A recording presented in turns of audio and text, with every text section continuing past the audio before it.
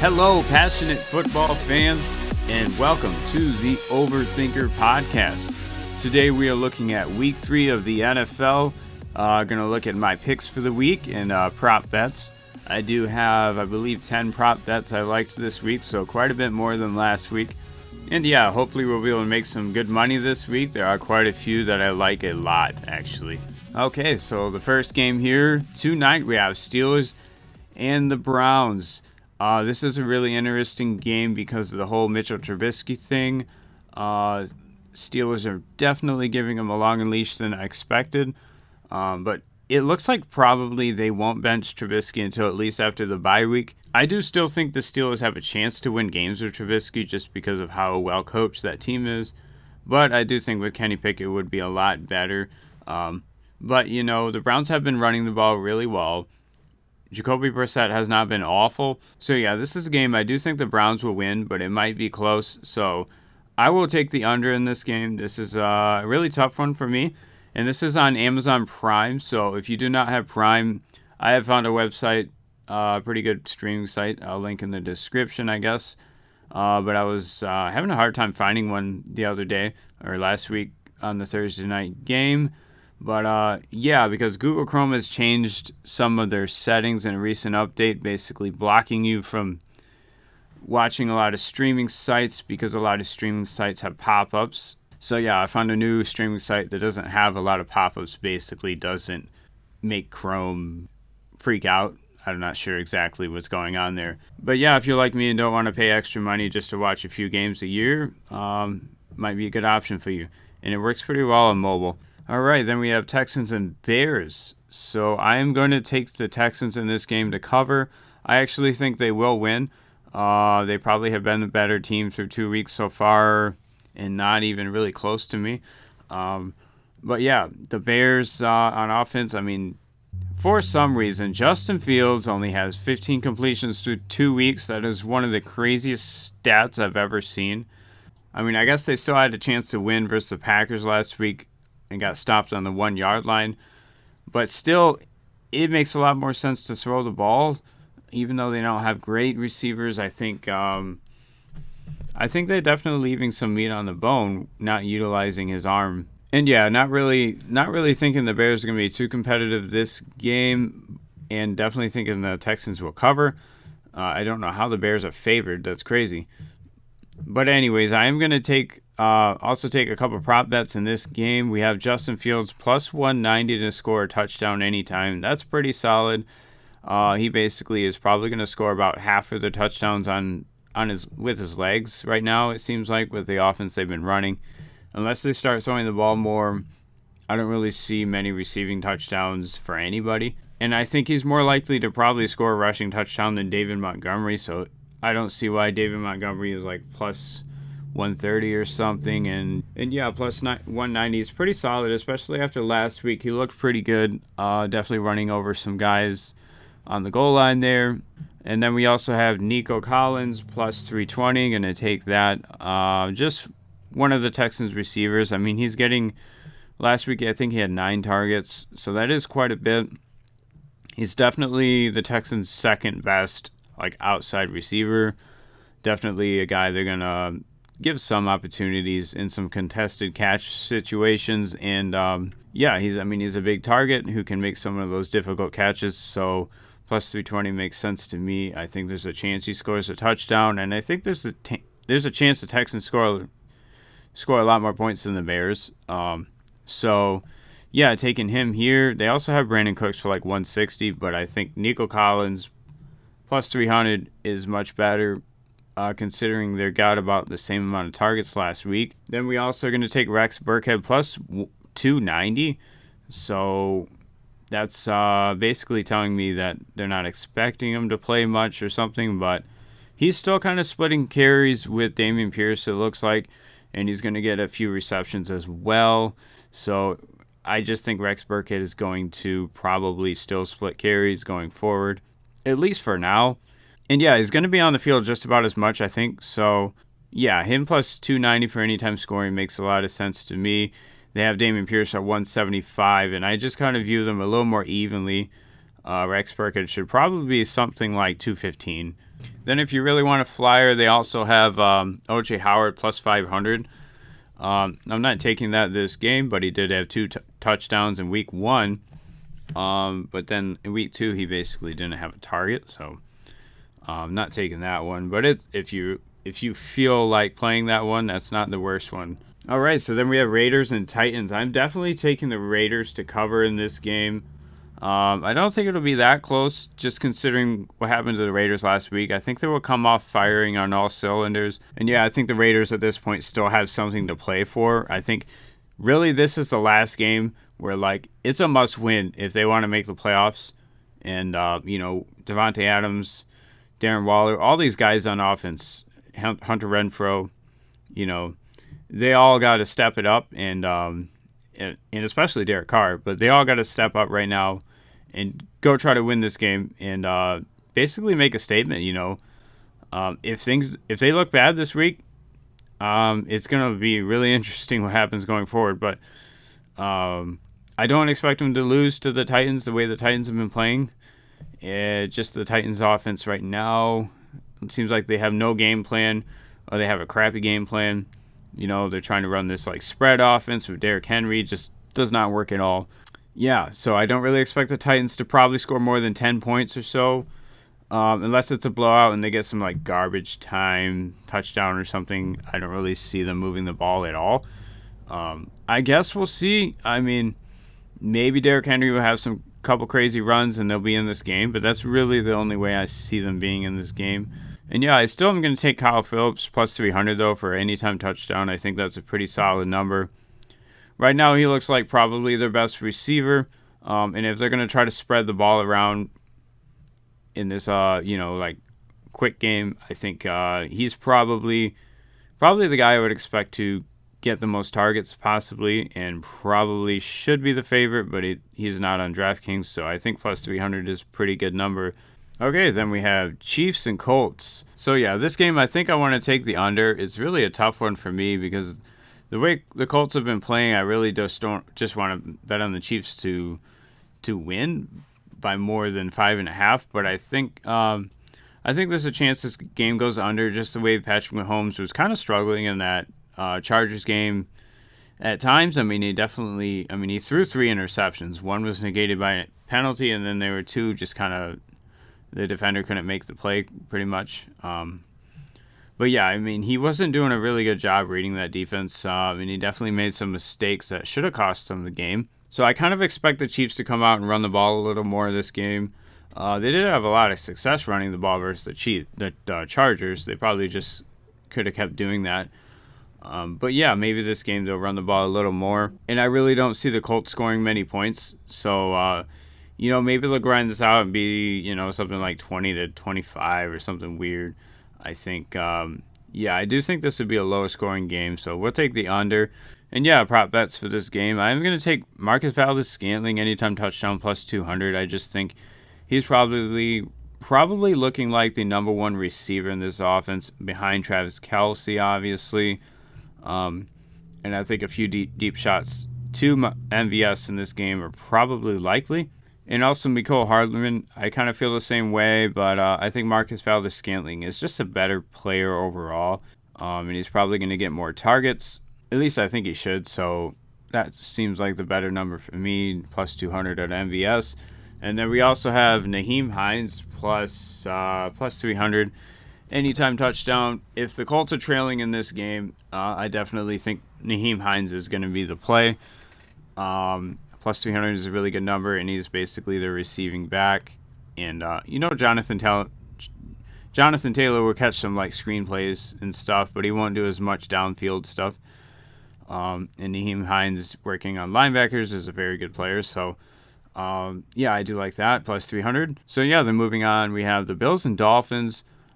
This is a really interesting game because the Dolphins obviously scoring a ton of points last week. Tua threw for 490 yards, something crazy. Yeah, definitely one of the most entertaining games of the week, probably. This should be an entertaining game as well. I think 52 points is probably a little light. I might do the over. I think that's the one I like the most on this. Though I do think the Bills defense is pretty solid and they could suffocate Tua possibly. I think the over is probably the way I would bet this one. And yeah, just kind of thinking through it, the Dolphins mostly do a lot of quick game stuff. I mean, last week they had some broken coverages, definitely for the Ravens. I mean, they had 3 touchdowns where there was basically nobody around the receiver. But yeah, there's usually a lot of like run after catch situations with the Dolphins receivers. And yeah, all that quick game stuff is just going to kind of slow down the pass rush a little bit. Even though the Bills have quite a bit of depth at the position, if the Dolphins go and hurry up offense or something, it's going to be really difficult probably to stop that stuff. And maybe that'll be the game within the game. I guess we'll have to see. Maybe that could be kind of cool. But yeah, we will take the over on this game. And I do like Eric Ezukama. Basically, Cedric Wilson in this game is questionable at the moment. And if he doesn't play, Eric Ezukama is probably going to be the guy in that spot. And Eric Ezukama is plus 1,500 for an anytime touchdown. To me, that is just basically free money if he plays. So if he doesn't play, basically you get your bet back. So that is pretty solid. He would be the wide receiver 3, but probably like the 4th target after Mike Gesicki, Waddle, and Tyreek Hill, obviously. So I think if he plays, he'd be like the 4th target in the team. If he doesn't play, you just get your money back. So plus 1,500 that's a really good number. That's one of the better numbers you'll see for basically a starting receiver, because they run a lot of 3 wide receiver sets. This might be a bet where I put like 3 or 4 times what I would normally put on a prop bet, just because I think these odds are crazy, especially the way he dominated in the preseason. He's definitely a guy that can play wide receiver in the NFL. Right now, it's just if Cedric Wilson's going to play. All right, so then we have Lions and Vikings. This could be a pretty fun game. I think 51.5 points is not very much. Not very much. It doesn't seem like a lot to me.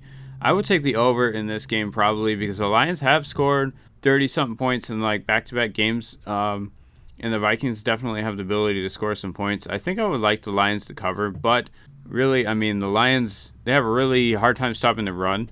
And I think that could be a problem this game. If Dalvin Cook gets going, that could be a real problem. So yeah, I think I would just take the over. 51.5 isn't a ton. Vikings defense definitely isn't perfect, and I think the Lions kind of match up well versus the Vikings defense as well. I think they should be able to run the ball well, like they have the last couple of weeks, and definitely get more than like 5 yards of carry probably. And yeah, we would take the over in this game. Then we have Ravens and Patriots. This is going to be a really tough game just because a lot of the stuff going on with these two teams. I mean, Mac Jones didn't look good for the Steelers at all. And then you have the Ravens basically giving up that comeback, crazy comeback. I guess I'll take the Ravens to cover the 3 points just because, just because of the way they lost that game. I think they'll come out and try to stomp on the Patriots, basically. And yeah, I don't really think the Patriots secondary is as good as it used to be. And I think there's a chance the Ravens get some deep passes in this game. And I definitely am going to take Devin Duvernay plus 230 for anytime touchdown. Lamar has basically thrown it deep to Devin Duvernay a lot more than I expected. And yeah, it seems like he has arrived as kind of the deep threat in this offense. And obviously working off of Rashad Bateman being like the number 1 high target kind of guy. Okay, then we have the Bengals and Jets. Bengals favored 40 by 6 points. This is quite an interesting game with the Bengals being 0-2. Definitely reeling right now. A lot of questions about the coaching staff, the play calling, all sorts of stuff. Yeah, I guess we'll see. We'll have to see how this goes. I mean, they have so much talent. It seems kind of ridiculous that they would only be a 6-point favorite to the Jets. But yeah, I don't really know which way to pick this game. I think I'll pick the Bengals just because how important this game is, and it's like high leverage, and I think Joe Burrow plays the best in high leverage situations. So I will take the Bengals to cover 6 points, even though I don't feel great about it. They should win this game by 10 points, but will they? I don't know. Okay, then we have Eagles and Commanders. We have Philadelphia favored by 6.5. Seems like quite a bit for a divisional matchup, but I don't know if they really match up well with the Commanders. So I think I would take them to cover the 6.5 this game. I think they are a much better team overall. And yeah, with the way Jalen Hurts is playing right now, they're going to be really hard to beat. And it looks like they might be one of the better teams in the NFC, certainly in playoff contention. And yeah, I guess the Commanders could make this close. There is a scenario where that happens, but I don't think it's going to happen. I think the Eagles will win this game pretty handily. 6.5 points. I do like the Eagles to cover. All right, then we have Saints and Panthers. This is an interesting one. Baker Mayfield, I don't really know what to think about him right now. Also, Jameis Winston is hurt. I believe he has some kind of back injury he's playing through right now. I think I'll take the Panthers to cover. They'll probably win. And yeah, with Jameis Winston being hurt and also playing bad, we will definitely take the Panthers. And then we have Jaguars and Chargers. This is probably going to be the most entertaining game of the week. This is a really, really fun matchup. You have Trevor Lawrence going to play the Chargers in his second year, coming off one of the better games of his career, shutting out the Colts. Man, this Jaguars offense has been fun to hear about. I haven't actually watched them play yet. I'm definitely going to watch this game after the Lions game. So, yeah, we'll have to see what happens. I'm really excited to watch this game to see what they look like. And, yeah, with Justin Herbert playing basically with some broken ribs, we'll probably have a lot of targets for guys like Eckler and Gerald Everett if he doesn't get benched after the last game, because he had a play where he kind of messed up on a route, looked like. Basically cost them a pick six, and a pick six is basically a 14-point play. So, yeah, they definitely should have beat the Chiefs. And that was one of the biggest reasons they didn't beat the Chiefs, because they had that pick six on the goal line where Gerald Everett kind of ran the wrong route or something. I don't know. Justin Herbert was not happy about it. And, yeah, there's also a prop bet I'm not going to place, but I've seen Christian Kirk has an over-under of 68 yards in this game, so I think I would go over on that. Also, he has over and under of 5.5 points, so maybe a good parlay would be over on 5.5 receptions, over on 68 yards, and Jaguars to cover, because if they do cover, those other things are probably going to happen. So I think that would be a pretty smart one. I don't know what the odds would be on that, but it'd probably be plus 400 or something. So yeah, there's a little parlay you might want to do. Yeah, but as far as picking this game, it's really difficult. I don't really know. Yeah, I mean, I have been thinking about this game for a while. I think I'll take the Jaguars to cover just because I think their defense is maybe not great, but they're definitely not bad. And I think they'll keep them in this game. And I think ultimately that's gonna be why they're in this game. I mean, I think they will move the ball on offense, probably, but I think their defense is a good reason why I do kind of like them to cover. And I think the offense could be fun to watch. And from what I hear, yeah, they definitely could move the ball well. And yeah, I guess we'll just have to see if Trevor Lawrence is for real. And if they win this game somehow, it is gonna be big. All right, then we have Rams and Cardinals. I'm gonna take the Rams to cover 3.5 in this game. Cardinals did come back versus the Raiders last week, but I do think the Rams have a much better roster, and I think the Cardinals have the better quarterback, but I think the Rams also have a better coaching staff and a better game plan on offense and defense. So I just think the Rams all the way in this game, definitely to cover 3.5. All right, then we have Falcons at Seahawks. This is an even game. That's interesting. Wow. So you have the Falcons, who have basically covered a few high spreads, and almost came back and won the game last week versus the Rams. Yeah, they almost won the game. I mean, it basically was a jump ball between Jalen Ramsey and Byron Edwards. It was really weird that they just threw the ball up to Byron Edwards in that situation. I mean, there's so many other guys on that team. Yeah, I guess at this point the Falcons have shown the ability to score some points, and I think I would take the Falcons. They're probably the better team at this point. Definitely more innovative on offense, and I think that will lead to some points. Not so sure about the Seahawks. Yeah, I mean, it seems like if you get the Seahawks to like 3rd and 8 or more, they really just have no game plan. So, Geno Smith can run around and make some plays, but if you can't run plays, they're going to get guys open. It doesn't make much sense to me to pick the Seahawks. I would take the Falcons. And I also am going to play Tyler Algier plus 400 for an anytime touchdown. It looks like he is kind of the number 2 running back on this team, but I think he will be possibly in lines for some goal line carries. So plus 400 makes a lot of sense to me. They will probably have a few red zone trips, and he might get a few goal line carries. So plus 400, those odds are pretty good. Then we have the Packers and Buccaneers. This might be the game of the week. If it's not this game, it will definitely be the Jaguars and Chargers probably. But yeah, this is probably going to be the last time we ever see the Packers and Aaron Rodgers playing against Tom Brady. And yeah, this would be a fun game to watch. There definitely would be a lot of stats on the screen about their previous matchups and stuff like that. Yeah, I'm expecting a really fun game here. I'm going to just take the over 42. That's not a lot of points, and I don't really see this being like super high scoring, but I do think it might go over 42, very possible. And yeah, if nothing else, this will just be a really entertaining game to watch. 2 of the best quarterbacks I've ever seen play football, probably the 2, actually. Yeah, probably the 2 best quarterbacks I've ever played football. And it might be the last time both of them play each other. It also might be the last season for both quarterbacks because Aaron Rodgers might, there's some speculation he might retire after this year. If they win the Super Bowl, I think you can probably mail it in. Yeah, I mean, this is probably going to be an NFC playoff matchup potentially as well. All right, and then we have 49ers and Buccaneers. I am going to take the 49ers for sure. They definitely look like a better team to me, especially with Jimmy Garoppolo playing quarterback. I am very certain they are a better team.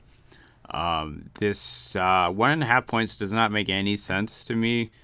I mean, the Broncos look not good. I mean, they don't look horrible, but they look not good. I'm just going to say right now, Russell Wilson and, Nathaniel Hackett, but man, if they can't figure out how to close a game out and they consistently keep having these blunders with clock management and penalties and just not having the right play calls for certain situations, that's just not going to do it versus the 49ers and Kyle Shanahan. So, yeah, definitely taking the 49ers in this game.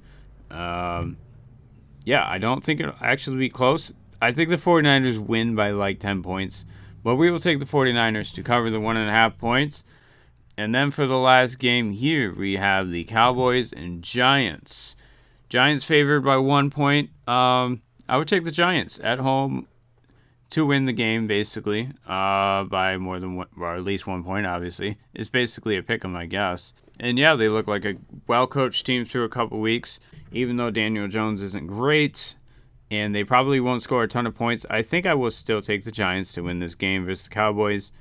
And I would be interested to see what kind of game plan they have for Micah Parsons because they'll have to play him twice a year.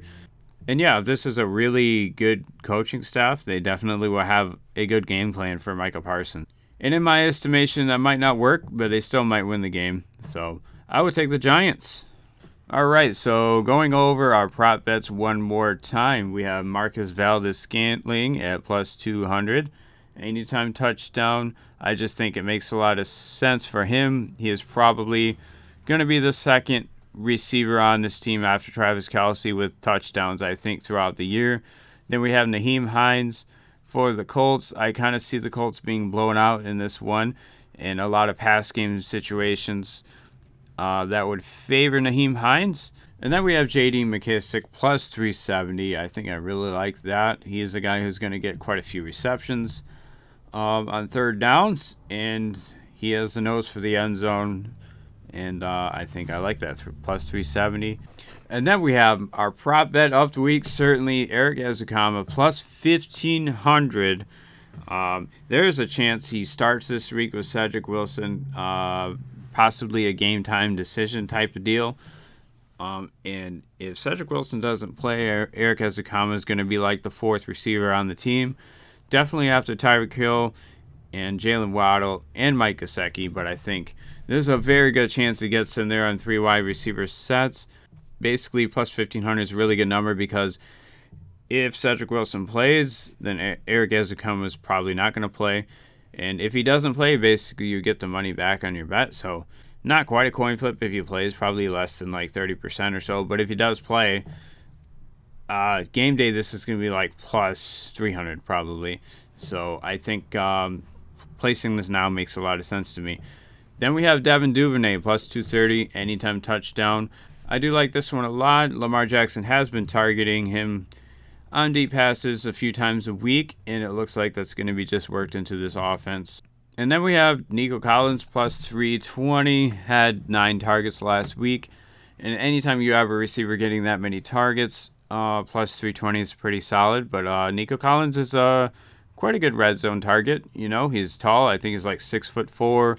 Definitely has the ability to get some contested catches in those scenarios. And yeah, also Justin Fields, plus 190, anytime touchdown. I think there's a chance he gets a rushing touchdown just about every week. If the Bears are going to be competitive, he's probably going to have a rushing touchdown just because the offense they've been running, they're not really throwing the ball very much. It's really just running the ball.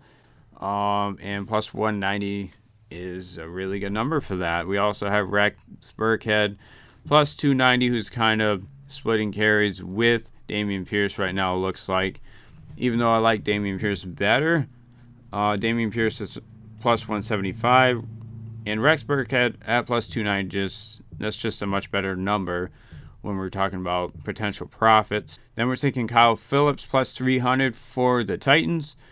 Looks like the best receiver in that offense, even though I don't expect them to move the ball very much. I think if they score more than a few points, Kyle Phillips has a very good chance at scoring there. And then we have Tyler Algier, plus 400 as the backup running back for the Falcons, but he's also going to get some goal line carries. He is kind of more of a power back, even though, Cordell Patterson can do that as well, but they might put Cordell Patterson out in the slot on the goal line or something weird. So I do really like Tyler Algier at plus 400, anytime touchdown scoring. All right, and that is going to do it for me here. Week 3 of the NFL, and a lot of really fun games to watch this weekend. And yeah, very excited to see the Jaguars and Chargers, as well as Tom Brady playing against Aaron Rodgers for the last time. Yeah, this could be one of the greatest weekends in football we've had in a while. So definitely looking to tune in here. We will catch you in the next video, probably recapping the Lions Week 3 matchup versus the Vikings.